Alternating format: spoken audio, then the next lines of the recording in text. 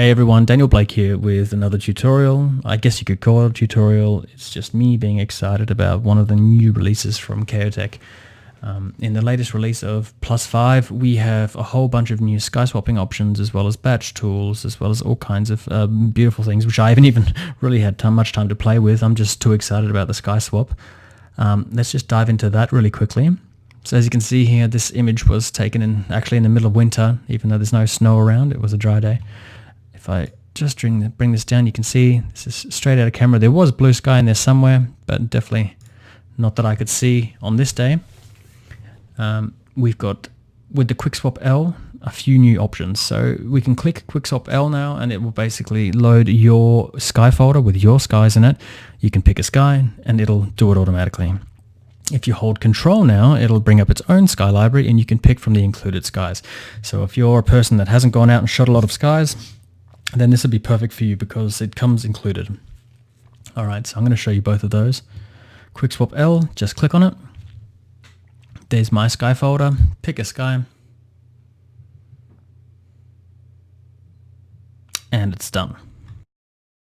Simple as that. Now let's try that again with the included skies. Hold Control, click Quick Swap L.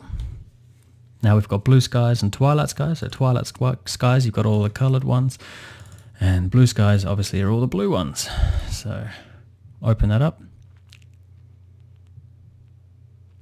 and we've got our sky replacement done.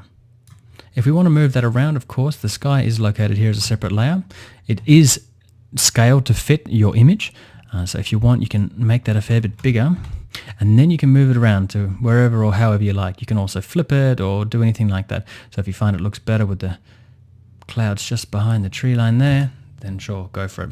You can also tweak this mask as well. So you can, this is just a standard gradient mask, as you can see on the right hand side here. You can actually paint this in if there's a little bit that's clipped over something white, but there's usually not too much tweaking needed. It's pretty good at selecting just what's needed to be replaced. Simple as that. So zoom out, we've got a sky replaced. Doesn't get much simpler than that. I'll open this back up. Now we've got Kaotec Blend Swap. Now as you'll see, I'll just hold Control, open up the embedded skies that are included. I'm just going to load a preset. And this preset, as you can see, pretty much everything's between 80 and 100 on the top here, with exposure to around 61. You can obviously change this to however you want to suit it, but this is the best that I've found so far. You can save and you can load from these preset boxes down here. You click Done. Let the program run. Pick a sky that you like. Let's pick number 9. Bam.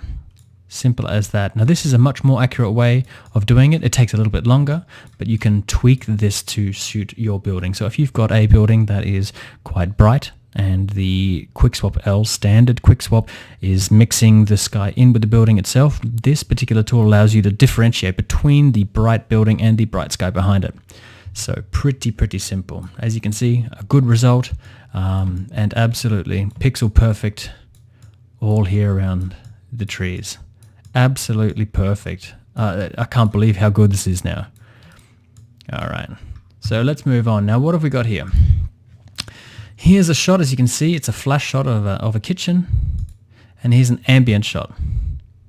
Now what we're going to do is I'm just going to kill these other ones off quickly. What we're going to do here is mix these two together. Now the flash shot, as you can see, the colors are all lovely, but there's all these horrible shadows everywhere. So what I want is a mix of these two together. So go out of here, Expo Blend, then I'm going to click Stack. It's going to put them together. So now, as you can see, 2 layers, one on top of the other here. Then in the options here, you can either align and crop. If it wasn't taken with a sturdy tripod, you can hit align and crop. And what that'll do is that'll align the images correctly. And if there's any pixels out of place, so empty pixels around the frame, it'll actually crop it in so that those are gone. Then what we're going to do is click here on Magic Merge. Click on Magic Merge. It's going to put all these together, work its magic. Now this is basically a flash and an ambient merged together. Now here I still have my flash image and my ambient image just above the merged image. So for instance here, as you can see, there's a lot of shadowing happening here. I can click on the ambient image and I can paint that in. So I can literally paint that back in how I would like to see it. So if the shadow is too much there, I can paint that back in. And of course, if that doesn't look how you'd like it, you can always just add a color layer, sample a color, and paint that color back in.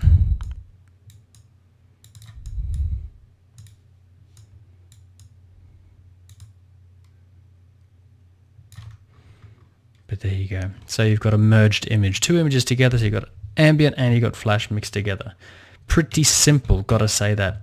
What else have we got? Well, whoa, nearly forgot. All right, batch tools. So we've got a few new batch tools. Obviously, we've got the batch tools that allow you to mix flash and ambient together. And there's also batch tools that allow you to do multiple images, do a sky swap on multiple images. So click on batch tools, click on quick swap L.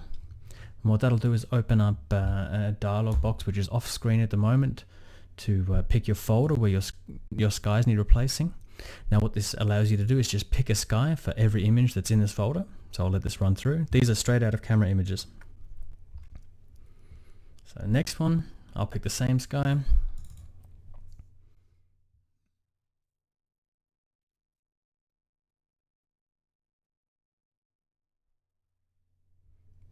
Next one. These are reasonably high megapixel images, so they're taking a little bit longer.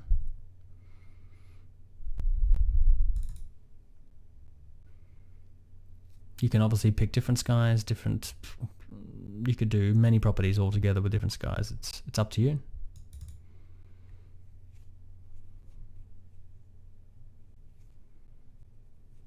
I think there's one more. All right. So once this is finished, we'll just return back to Photoshop. Now I will open up this folder where the sky replaced folder where they're all in, and I will open the first one up. As you can see, looks pretty good. Open the second one up. Pretty good, but you can see here on the top here, because this part here is rather light, it's been blended in. We can fix that quite simply by opening the PSD. So when a sky is swapped, it will give you the original PSD, and you can go in there and literally just say, if you wanted to, I'll just do this quick and dirty. I don't want this building. Oh, bam, bam, bam, bam, bam, bam, bam. Done, delete. Then you can literally save that as a JPG on top. Do you want to replace it? Yes. Close. Done. Third image. We saw this one before. Fourth image. Looks pretty good. And fifth image. Looks pretty good. So as you can see, that was all done rather quickly using the batch swap tools. Super simple, super excited about this new release. Everyone get on it. There's a Facebook group. If you have any questions, just fire them at us. Naeem's always there, always available to answer your questions. I'm pretty sure the guy actually never sleeps. So if not, I'm available as well. Daniel Blake, let me know. We're always interested in hearing feedback from clients. What you guys are looking for, any new ideas that you guys have come up with, just hit us up in the Facebook group, and we are more than happy to answer your questions and to try and improve this plugin so it's the best plugin on the face of the earth, if it's not already. Alright guys, thanks a lot and catch you next time.